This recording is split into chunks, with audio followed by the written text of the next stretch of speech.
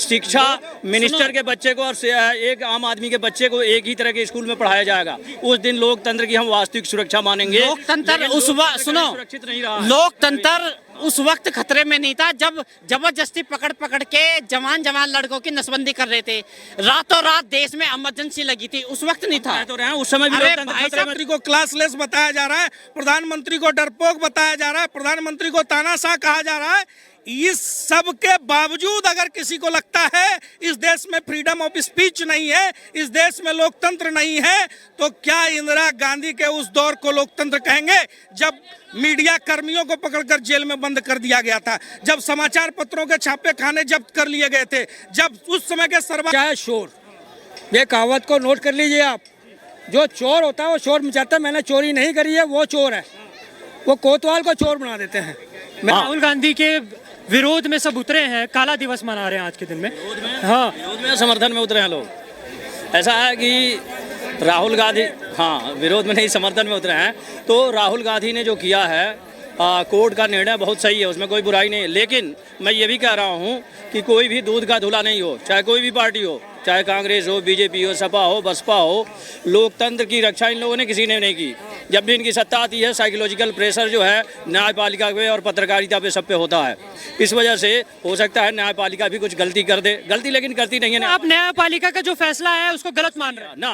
न्यायपालिका की बात जो है एकदम सही है, लेकिन हम ये चाहते हैं कि वो दिन कब आएगा जब न्यायपालिका एकदम स्वतंत्र होगी, जब जो है कोई भी सत्ता उसके ऊपर साइकोलॉजिकल प्रेशर नहीं बनाएगी। वो दिन कब आएगा? अभी आप कहना चाहते हैं कि न्यायपालिका के ऊपर प्रेशर बना इसलिए उन्होंने ये फैसला सुनाया? प्रेशर बना नहीं, ये फैसला ठीक है, होना चाहिए, कानून सख्त होनी चाहिए, कानून सख्त होगी तभी जो है देश में राम राज्य आएगा या देश का लोकतंत्र सुरक्षित रहेगा। आप क्या बोलेंगे, ये जो बयान आया लोकतंत्र खतरे में, आप इस बात से कितना वाकिफ? मैं बता रहा हूँ लोकतंत्र खतरे में कल भी था, आज भी है और कल भी रहेगा। लेकिन आप बता रहा हूँ लोकतंत्र खतरे में उस दिन नहीं होगा जिस दिन मिनिस्टर के बच्चे को और एक आम आदमी के बच्चे को बराबर सुविधाएं मिलेंगी, और शिक्षा मिनिस्टर के बच्चे को और एक आम आदमी के बच्चे को एक ही तरह के स्कूल में पढ़ाया जाएगा, उस दिन लोकतंत्र की हम वास्तविक सुरक्षा मानेंगे। लोकतंत्र उस वक्त सुनो, सुरक्षित नहीं रहा। लोकतंत्र उस वक्त खतरे में नहीं था जब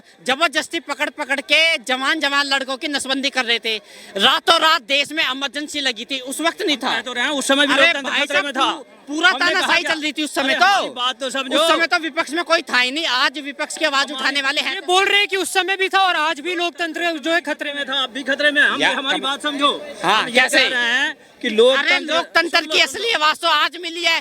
ये मेरा भाई इंटरव्यू ले रहा है और आप एक आम आदमी होने के नाते सीपी में खड़े होके बोल रहे हो रे वो, और क्या लोकतंत्र लोगे भाई? तो समझो लोकतंत्र उस दिन सुरक्षित होगा जिस दिन आपके आपका लड़का, आपके लड़के को या आपको उतनी ही सुविधा मिलेगी जितनी एक मिनिस्टर को मिलती है। तब उस दिन हम लोकतंत्र को सुरक्षित मानेंगे। हम ऐसे लोकतंत्र को सुरक्षित मानते हैं। सुनो, एक गरीब आदमी का लड़का जो है अपने बच्चे को पढ़ा नहीं पाता है और एक मिनिस्टर जो है डीपीएस में पढ़ाता है, हाई फाई स्कूलों में पढ़ाता है। एक आईएएस ऑफिसर और एक चौकीदार की नौकरी में फर्क होता है नहीं होता? हाँ, नौकरी में फर्क हो सकता है, लाइफस्टाइल में फर्क होगा, लाइफस्टाइल में फर्क, बात करने के तरीके में फर्क होगा, बात करने के तरीके में फर्क है, सब चीज में फर्क है। तो आप कैसे बोल रहे हैं कि? बता रहा हूँ, लेकिन उसका स्ट्रक्चर खड़ा करना पड़ेगा जिसमें एक जो है एक जो है आईएएस के लड़के, एक आईएएस का लड़का और एक जो है चपरासी का जो लड़का होता है, उनको सुविधाएं बराबर दी जाए। अरे भाई साहब सुनो, चपरासी के बच्चे भी कभी कभार आईएएस बन जावे, वो एक अलग कहाँ बात है। सो रहे हो? वो एक अलग बात है। अरे भाई साहब वो तो बनने वाला होना चाहिए, और इसमें कभी कभार क्या होता है राजा का बेटा भी भिखारी बन जावे। भाई साहब बनता नहीं बनता, ये नहीं है। राजा का बेटा भी भिखारी। अब एक बात बताओ, सुनो, इंदिरा गांधी देश की प्रधानमंत्री रही, फिर राजीव गांधी देश के प्रधानमंत्री रहे, राहुल गांधी की तो सदस्यता भी नहीं रही। भाई साहब देखो कहाँ से कहाँ गया आज। और एक चाय बेचने वाला आदमी जो रेलवे स्टेशन पे चाय बेच रहा था कल, आज वो देश का प्रधानमंत्री है और पूरे विश्व में भारत का परचम लहरा रहा है। तो फर्क नहीं है, बात ये नहीं है भाई साहब सुनो, इस प्रधानमंत्री को तो काबिलियत देखी जाती है, काबिलियत होनी चाहिए, हुनर होना चाहिए।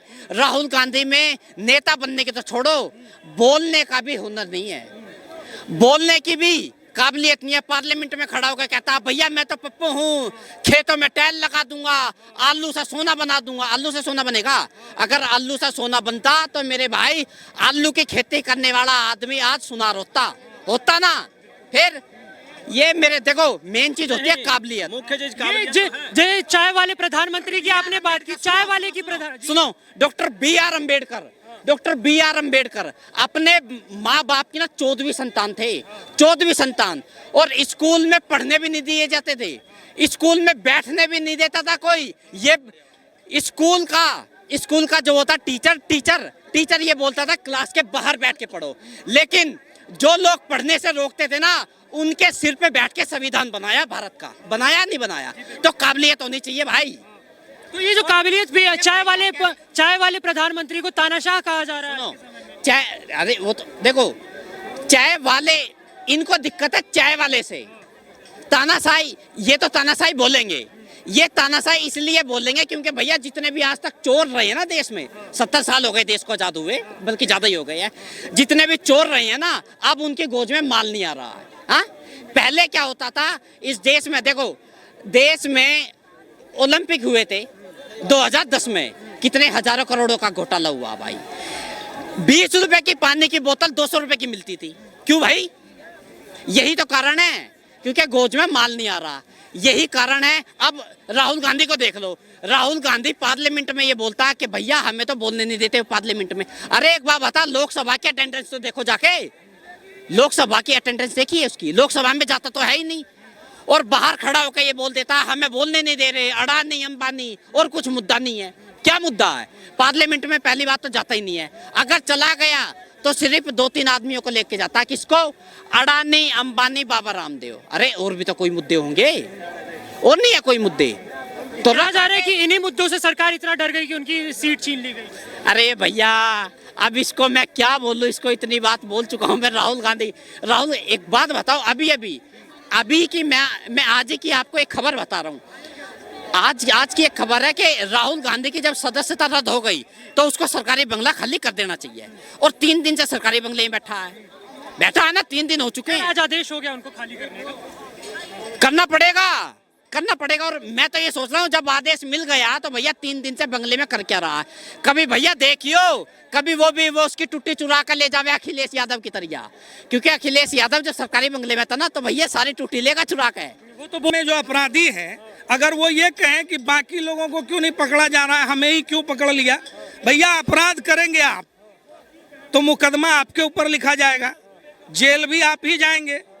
इसलिए आज भ्रष्टाचार करने के मामले में जो लोग दोषी हैं वो कार्रवाई उन्हीं के ऊपर हो रही है। और तमाम मामले जो चाहे लालू परिवार से जुड़े हों या सोनिया गांधी, राहुल गांधी से जुड़े हों, भ्रष्टाचार से जुड़े मामले, ये मनमोहन सरकार में ही फाइल किए गए थे।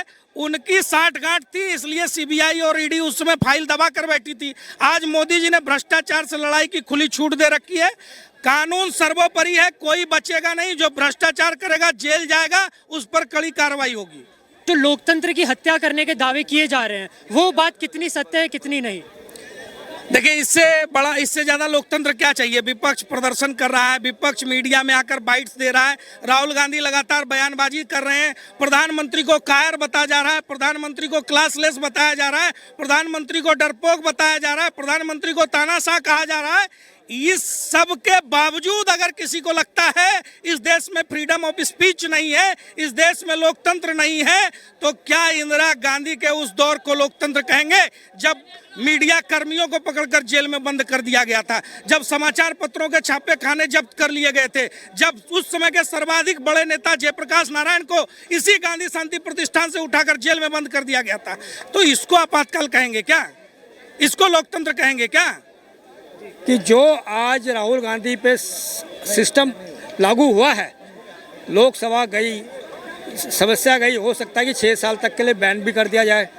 और जो ये विपक्ष के नेता बने हुए लोग थे, जो अपने प्रधानमंत्री गिन रहे थे, हर नेता, चाहे अखिलेश जी हों, चाहे ये नीतीश कुमार जी बिहार से हों, चाहे ये आपकी ममता बनर्जी हो, चाहे आपके केजरीवाल जी हो, ये सब अपने आप को एक विघटन विपक्ष का छोड़कर एक नेता बनने जा रहे थे। यहाँ तक आंध्र प्रदेश का भी जो मुख्यमंत्री है वो भी बनना चाहता था।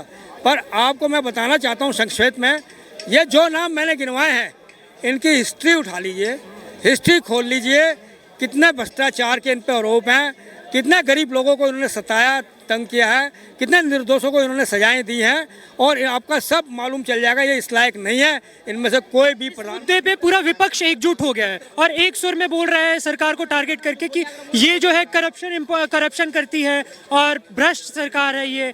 देखिए, चोर मचाया शोर, ये कहावत को नोट कर लीजिए आप।